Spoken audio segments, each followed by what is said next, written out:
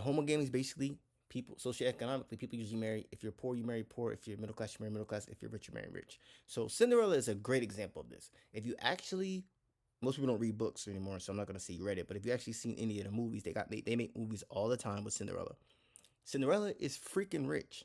You look at all the property they got, everything they got that comes from her father, rich. Her father, if I'm not mistaken, is a businessman, but he was a high-ranking noble because his father, back in the day, if your grandfather or father was a high-ranking noble from being in the military, maybe they were a general or something like that, then you being their children or grandchildren, you're still have that same rank. It doesn't change. So, yes, Cinderella's a high-ranking noble, but she's treated like a peasant because her stepmother don't like her.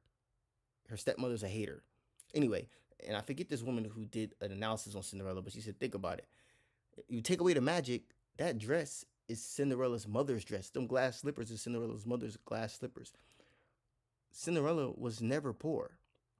She was a high-ranking noble, and if you look at history, kings or princes married female high-ranking nobles. Women did the same thing. If they were a queen or princess, they would marry a high-ranking noble. They didn't always marry prince or princess because they weren't always available.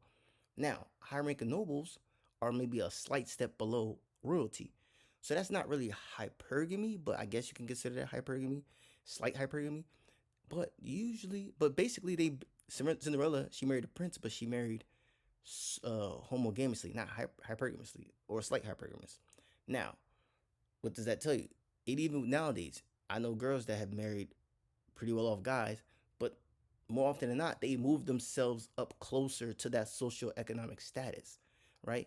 If you are poor and you want to marry a middle class guy, you're gonna have to move up to middle class. Or if he's upper middle class, you gotta at least move up to middle class to get close enough to get in their sphere. If you want to marry rich or wealthy, you got to get close to that.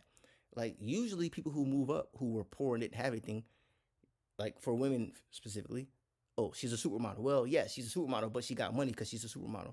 So she moved her socioeconomic status up and then married somebody in that same socioeconomic status. She didn't stay poor and then marry a rich guy. That's very rare. It happens. It's very rare though. So that's basically what I was gonna say. Is that most people, like in my previous videos, when it comes to homogamy, most people don't marry. Most females don't marry hypergamously. They marry homogamously.